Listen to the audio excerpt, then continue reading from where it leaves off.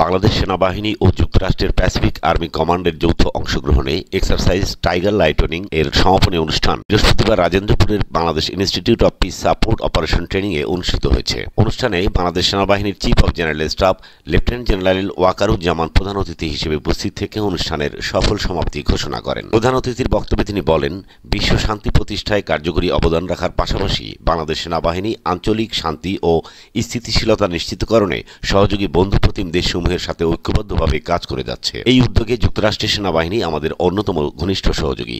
তিনি আশা প্রকাশ করেন, অনুশীলন টাইগার লাইটনিং দুই দেশের সেনাবাহিনীর মধ্যে পারস্পরিক সমঝোতা বৃদ্ধিতে বলিষ্ঠ ভূমিকা রাখবে এবং ভবিষ্যতে সহযোগিতার ক্ষেত্রকে আরও বিস্তৃত করতে সহায়ক হবে। এছাড়াও প্রধান অতিথি এই অনুশীলন সুন্দর ও সুষ্ঠুভাবে সম্পন্ন করার জন্য বিপসট ও যুক্তরাষ্ট্রের আর্মি প্যাসিফিক কমান্ড সহ সংশ্লিষ্ট সকলকে ধন্যবাদ জানান।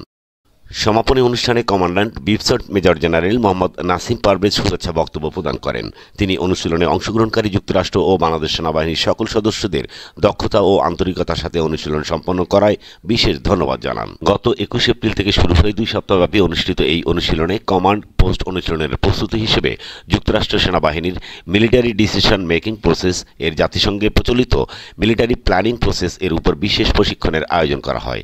এছাড়াও দুই দেশের সেনাবাহিনীর নির্বাচিত সদস্যদের কাউন্টার ইমপ্লোসিভ এক্সপ্লোসিভ ডিভাইস এবং টেকটিক্যাল কমব্যাট ক্যাজুয়ালিটি কেয়ার সংক্রান্ত বিষয়ের উপর যৌথ প্রশিক্ষণ ও অভিজ্ঞতা বিনিময়ের আয়োজন করা হয়।